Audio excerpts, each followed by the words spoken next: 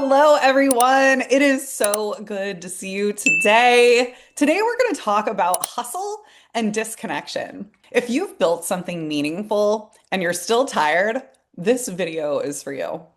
Not I didn't sleep well tired, not I need a vacation tired, but the kind of tired that lives deeper. The kind that says, I love what I do, so why does it feel like this? I want to start by saying this clearly. You are not lazy. You are not unmotivated, and you are certainly not broken. What you might be experiencing is disconnection from your body, from your rhythm, and your inner guidance in a world that taught you to push first and listen later. And today, I want to gently reframe hustle because hustle isn't actually the villain that we think it is. Hustle worked for a reason. For many of us, it was survival.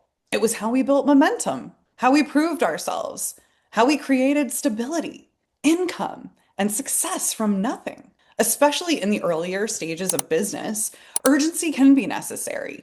Decisions are fast, resources are limited, everything feels fragile. So you push. And for a while, it works. But what most people don't talk about is that hustle is a nervous system strategy.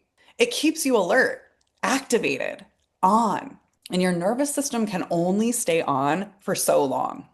Eventually, the cost shows up as burnout, chronic overwhelm, second guessing, loss of clarity, and resentment toward the very thing you once loved. So I don't believe hustle is toxic. I believe hustle is incomplete. The real problem isn't that you're working too hard.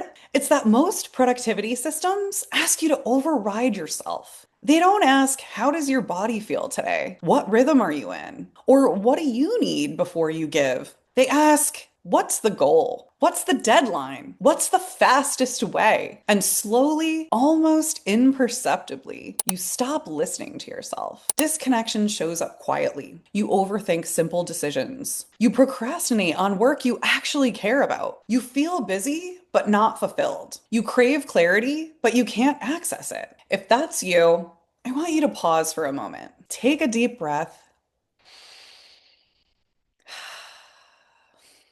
and just notice how your body feels when you think about the way you currently work. That feeling, that's data.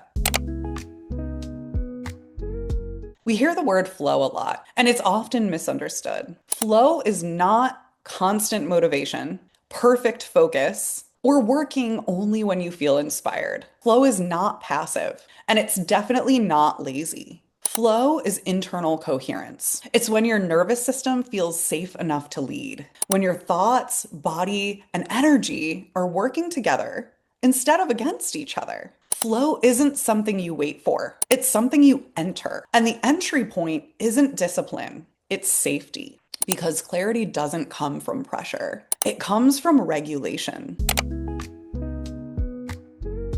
Imagine starting your day without immediately reacting. No inbox, no notifications, no mental chaos. Imagine reconnecting with yourself before reconnecting with the world.